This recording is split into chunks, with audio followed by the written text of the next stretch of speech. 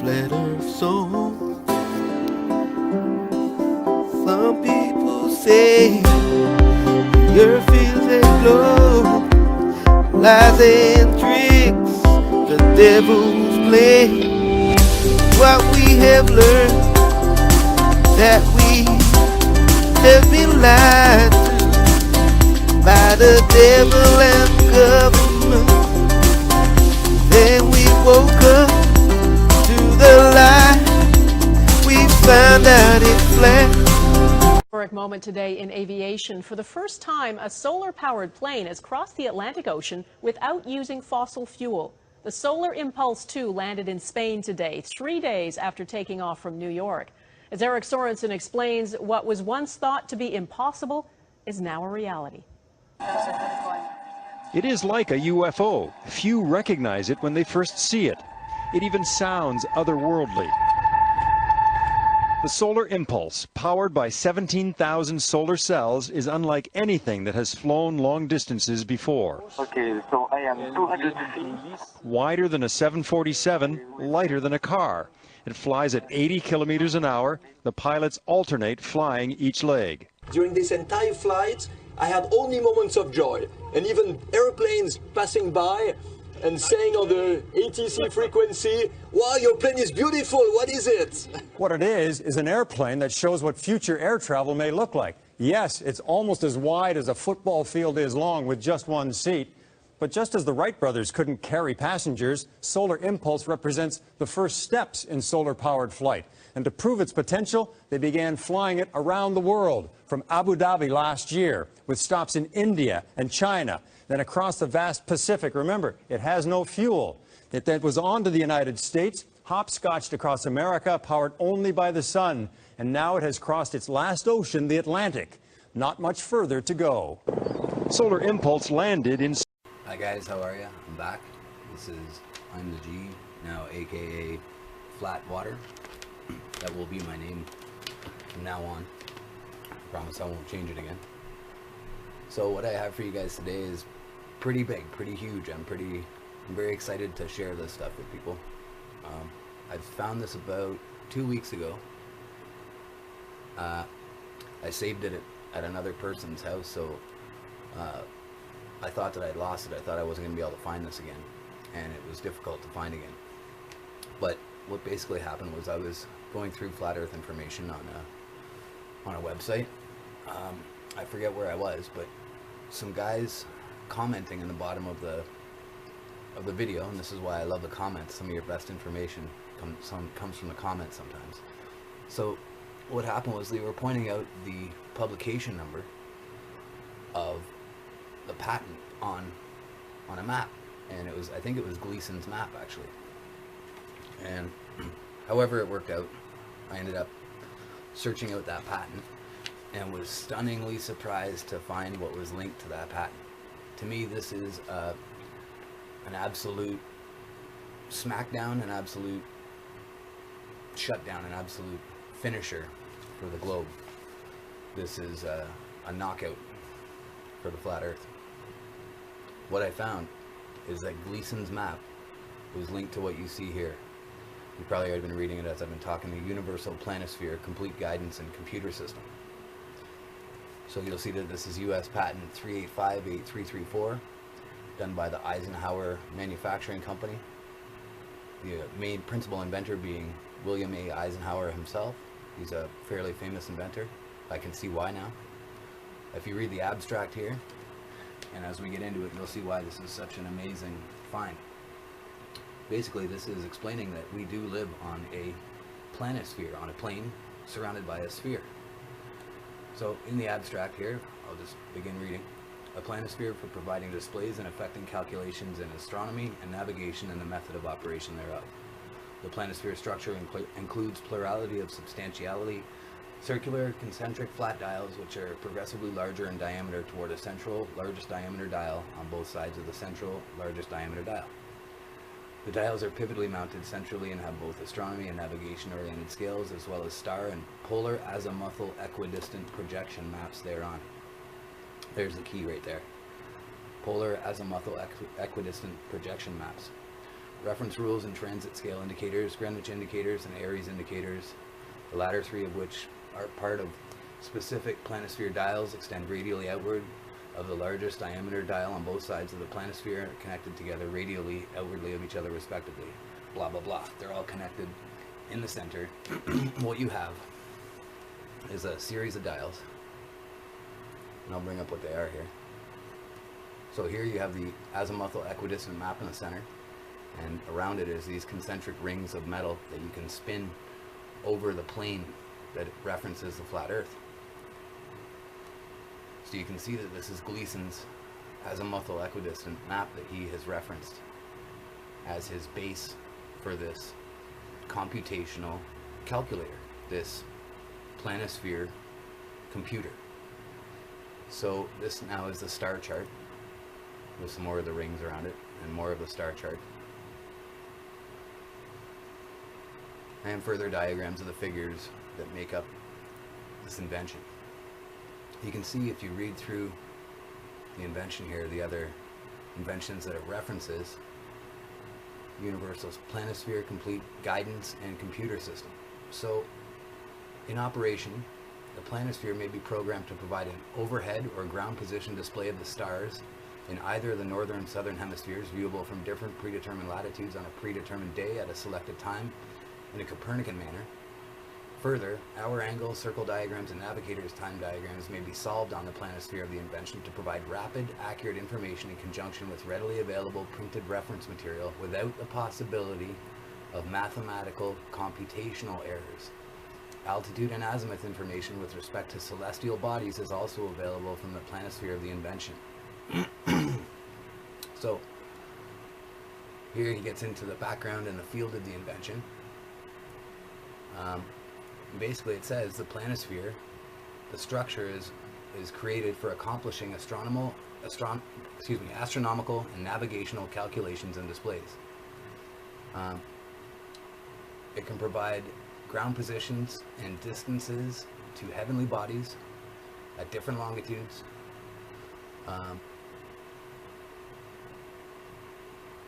What you basically see here is that if the Earth was a ball, a circle, and he were to create a manual calculator, a manual computer for determining lines of sight and targeting from positions, he would have created a globe, or he would have created two globes, two hemispheres, and used that as his mapping. This shows that because he's using the Gleason's map, and because this is for airplane use and airplane direction, that this is how things actually work on the ground in real life. And so that tells you that things on the ground in real life actually work on a azimuthal equidistant map, aka that is the reality on the ground. So you can go through many more of you can read through this if you want. What it does is it gives you a link as well to the other patents that are linked to. So we'll go through some of these here. So basically here's the original patent 497917 for Alexander Gleason's map. And this is another interesting point that I think people have skipped over a bit, is that in order for a patent to go through, it has to actually work on the ground. It has to physically work properly. And in order for them to patent Alexander Gleason's map, it had to be agreed upon. And if you look at that map, you'll see that it's agreed upon in all the major cities around the world. It's like Paris, London, New York. So it shows you that the world governing bodies agreed on that map as the functioning map of the world. So after that, you'll see a couple other things that it's linked to down the left here: cited patents and reference patents. These are patents that are referenced or used within this patent. So again, Universal Planisphere Complete Guidance and Computer System. So this one is that one, the Complete Guidance and Computer System. There's a couple to mention here that are linked together. Comprehensive Time Determination System, Universal Timepiece, Solar Geostellar Planisphere, That's a good one to look up. More time determination, celestial navigation device, which is inside of this. A global time indicator is inside of this. A universal timepiece is inside of this. The elevation angle sensing, celestial navigation and surveying is inside of this. And then this is the other amazing one. Universal planisphere, site reduction finder and identifier, guidance and computer system. So this is the other major patent that's linked to this patent. So we'll pull it up. And what we see is, it's a further addition to the original patent, and what we see is, again, the use of a planisphere and the use of the flat earth map. And here's his claim as the invention.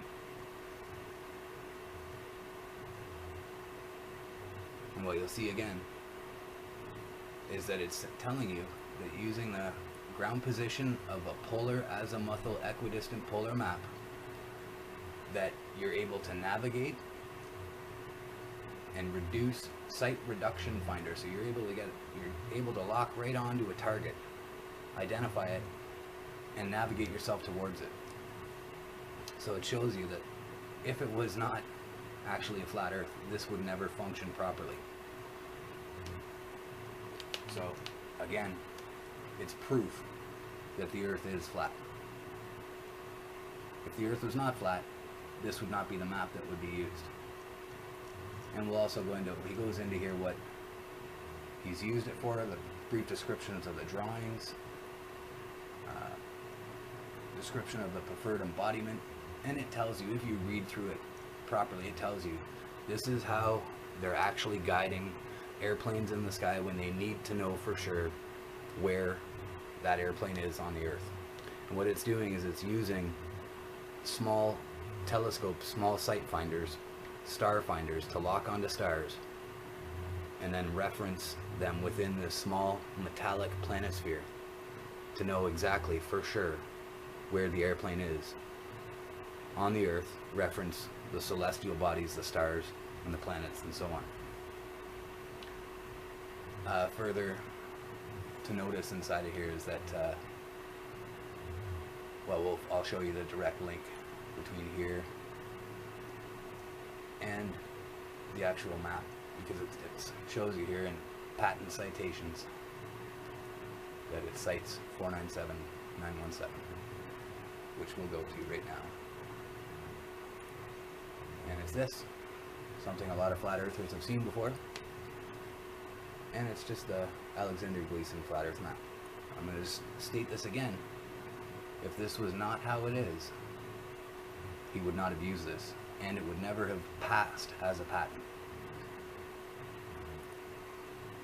particularly for the type of use that it's for military use. One of the other ones that I brought up here actually linked as well to Hughes aircraft and to Hughes in general. See if I can find that now. No, it's not there. This is another one, educational one that's based on the same thing. This is from the 50s, and it's a teacher saying that people should be handling a manual computer like this in order to better understand the world that they live on. So I think that going with tying this in with the work of Russian Vids and some other people, you know, referencing the one of his last videos about there being NASA publications that refer to a non-rotating flat earth. So it's similarly referred to in here. And I'm just gonna sum this up in that this is a handheld or a handmade metallic actual computing device. So you can go through the pictures here and see that, again, he's using the Gleason's azimuthal equidistant map and star charts combined on some dials to show airplanes. These will be U.S. Air Force and U.S. Space Force, or any Air Force's craft that are bombers or long range or major operational vehicles will be using this system in it to make sure that they have guidance. Any ships, I'm sure this is what the ships are using. And you can see again, that's the azimuthal equidistant map, the flat earth map, built in as a plane sphere, a planisphere. And it's used for a site reduction and guidance system. Site reduction finder, identifier, guidance, and computer system. It's universal. It works from everywhere on the plane to anywhere else on the plane. So again, amazing, devastating proof that the Earth is flat. I thank you for your time, guys, and I'll see you again.